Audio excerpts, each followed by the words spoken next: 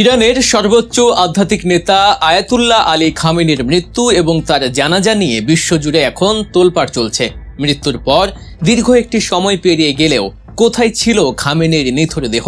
কেন এত দীর্ঘ সময় ধরে তাকে জনসম্মুখে আনা হয়নি বা দাফন করা হয়নি? মধ্যপ্রাচ্যের উত্তপ্ত ভূ রাজনৈতিক সমীকরণের মাঝে এই প্রশ্নগুলো যখন সারা বিশ্বের কোটি কোটি মানুষের মনে ঘুরপাক খাচ্ছে, ঠিক তখনই সামনে এলো খামেনির জানাজার সম্ভাব্য তারিখ। অবশেষে অবসান হতে যাচ্ছে সব জল্পনা কল্পনার। তবে এই আন্তর্জাতিক খবরের পাশাপাশি বাংলাদেশের রাজনীতিতেও বইছে এক বিশাল চমকের বাতাস। খামেনির এই ঐতিহাসিক জানাজায় অংশ নিতে বাংলাদেশ থেকে উড়ে যাচ্ছেন দেশের শীর্ষস্থানীয় প্রায় সব কটি রাজনৈতিক দলের হেভিওয়েট প্রতিনিধিরা। কে কে যাচ্ছেন এই জানাজায়? কেনই বা ইরান বাংলাদেশ জামায়াতে ইসলামীকে তাদের বিশেষ বন্ধু হিসেবে আখ্যায়িত করে আমন্ত্রণ জানিয়েছে? আর কেনই বা জামায়াতে ইসলামীর সবচেয়ে বড় প্রতিনিধি দল নিয়ে এই জানাজায় অংশ নিতে যাচ্ছে?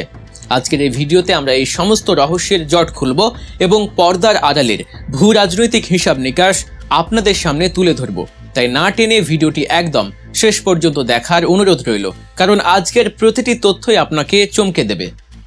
শুরুতে আসা যাক সেই বহু প্রতীক্ষিত এবং রহস্যময় প্রশ্নে, কোথায় ছিল আয়াতুল্লাহ আলী খামেনির মরদেহ?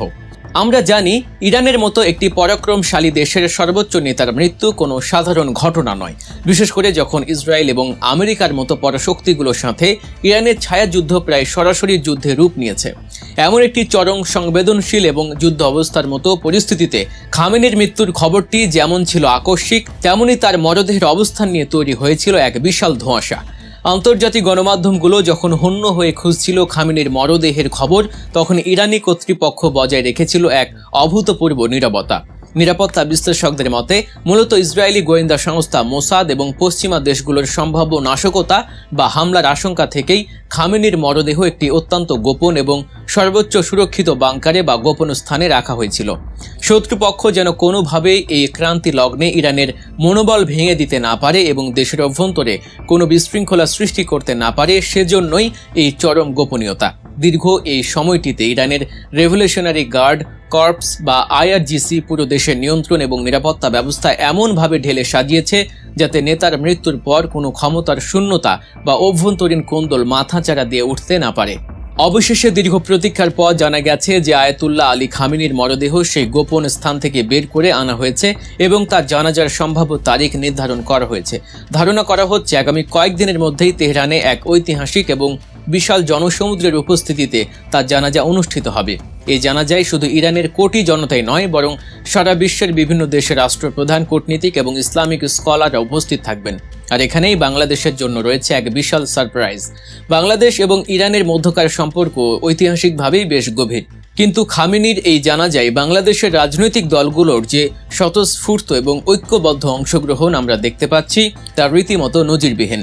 সাধারণত কোনো দেশের নেতার মৃত্যুতে সরকারি পর্যায়ে বা কূটনৈতিক মাধ্যমে শোক জানানো হয়, কিন্তু এবার বাংলাদেশ থেকে সরকারি বা রাষ্ট্রীয় গণ্ডি পেরিয়ে বিভিন্ন রাজনৈতিক দলের শীর্ষ নেতারা সরাসরি তেহরানে উড়ে যাচ্ছেন। এটি কেবল একটি জানাজায় অংশগ্রহণ নয়, বরং এর পেছনে লুকিয়ে আছে এক সুদূর প্রসারী কূটনৈতিক বার্তা। সবচেয়ে বড় চমকটি হলো বাংলাদেশের প্রায় প্রতিটি বড় রাজনৈতিক এবং ধর্মীয় দলের প্রতিনিধিরা এই ঐতিহাসিক ক্ষণের সাক্ষী হতে যাচ্ছেন। প্রথমেই বলতে হয় ন্যাশনাল সিটিজেন্স পার্টি বা এনসিপির কথা। এনসিপির কেন্দ্রীয় নেতা ও পরিচিত মুখ নাসিরউদ্দিন পাটোয়ারি এই জানাজায় অংশ নিতে তেহরানের উদ্দেশ্যে রওনা হচ্ছেন। তার এই সফর প্রমাণ করে যে বাংলাদেশের উদীয়মান রাজনৈতিক শক্তিগুলোও আন্তর্জাতিক অঙ্গনে নিজেদের অবস্থান জানান দিতে কতটা তৎপর। এরপরেই যার নামটি সবচেয়ে বেশি আলোচিত হচ্ছে, তিনি হলেন বাংলাদেশ জাতীয়তাবাদী দলের হেভিওয়েট নেতা এবং স্পিকার মেজর অবসরপ্রাপ্ত হাফিজ উদ্দিন আহমেদ। বিএনপির মতো একটি বৃহৎ এবং মূলধারার রাজনৈতিক দলের একজন বর্ষিয়ান নেতার এই জানাজায় অংশগ্রহণ একটি অত্যন্ত তাৎপর্যপূর্ণ ঘটনা।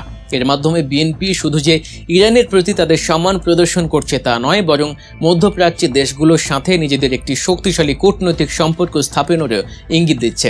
আন্তর্জাতিক রাজনীতিতে নিজেদের গ্রহণযোগ্যতা বাড়াতে মেজর হাফিজের এই সফর বিএনপির জন্য এবং রাষ্ট্রের জন্য একটি মাস্টার স্ট্রোক হিসেবেই দেখছেন রাজনৈতিক বিশ্লেষকরা। রাজনৈতিক দলগুলোর পাশাপাশি বাংলাদেশের ইসলামী দলগুলোর অংশগ্রহণও চোখে পড়ার মতো। খেলাফতে মজলিসের পক্ষ থেকে এই জানাজায় অংশ নিতে যাচ্ছেন জনপ্রিয় এবং প্রভাবশালী নেতা এমপি পীরজাদা হানজালা। বাংলাদেশের ধর্মপ্রাণ মুসলিমদের একটি বিশাল অংশের প্রতিনিধিত্ব করেন তিনি।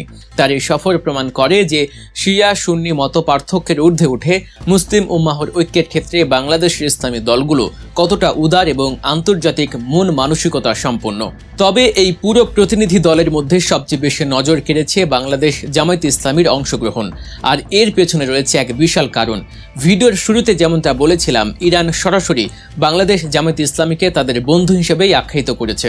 আন্তর্জাতিক কূটনীতিতে কোনো একটি পরাশক্তি যখন অন্য দেশের একটি নির্দিষ্ট রাজনৈতিক দলকে প্রকাশ্যেই বন্ধু বলে স্বীকৃতি দেয়, তখন তার ওজন এবং গুরুত্ব অনেকখানি বেড়ে যায়। ইরানের এই বন্ধুত্বের বার্তার প্রতিদান হিসেবে জামায়াতে ইসলামীও সবচেয়ে বড় এবং শক্তিশালী প্রতিনিধি দল পাঠাচ্ছে তেহরানে। জানা গেছে, বাংলাদেশ জামায়াতে ইসলামীর পক্ষ থেকে 4 জন শীর্ষস্থানীয় নেতা খামেনির জানাজায় অংশ নিচ্ছেন।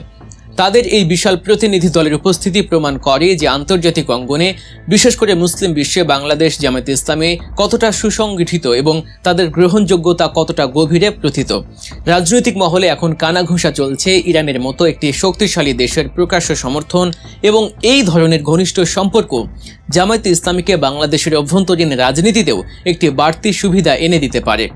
বিশ্লেষকদের মতে জামায়াতে ইসলামীর এই 4 সদস্যের প্রতিনিধি দল শুধু জানাজায় অংশ নিয়েই ফিরে আসবেন না, বরং তেহরানে অবস্থানকালে তারা ইরানের শীর্ষ নেতা এবং অন্যান্য দেশ থেকে আসা মুসলিম নেতাদের সাথে গুরুত্বপূর্ণ সাইডলাইন বৈঠকও করতে পারেন।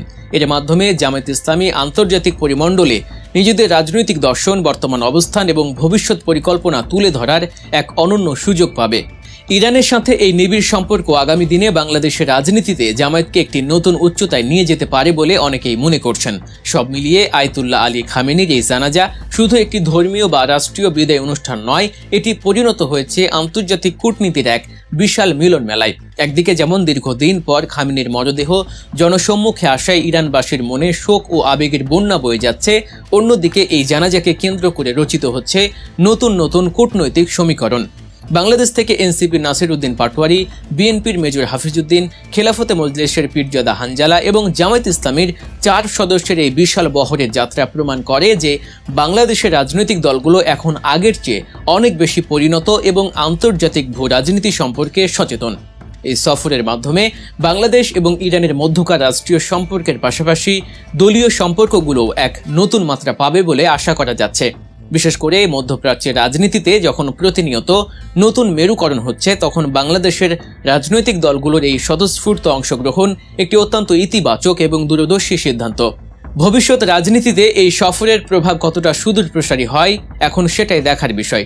দর্শক, খামেনির দীর্ঘ সময় পর প্রকাশ্যে আনা মরদেহ এবং বাংলাদেশের রাজনৈতিক দলগুলোর এই অভাবনীয় অংশগ্রহণ নিয়ে আপনাদের মতামত কি? বিশেষ করে ইরানের সাথে জামায়াতে ইসলামীর এই প্রকাশ্য বন্ধুত্বের সম্পর্কে বাংলাদেশের রাজনীতিতে কী ধরনের প্রভাব ফেলতে পারে বলে আপনি মনে করেন? আপনাদের মূল্যবান মতামত অবশ্যই আমাদের কমেন্ট বক্সে লিখে জানাবেন। আমরা আপনাদের প্রতিটি কমেন্ট পড়ি এবং মূল্যায়ন করি। রাজনীতি, ভূরাজনীতি এবং সমসাময়িক জাতীয় ও আন্তর্জাতিক খবরের এমন সব বস্তুনিষ্ঠ বিশ্লেষণ, ধর্মী এবং অজানা রহস্যময় তথ্য সবার আগে জানতে আমাদের চ্যানেলটি সাবস্ক্রাইব করে বেল আইকনে ক্লিক করে রাখুন।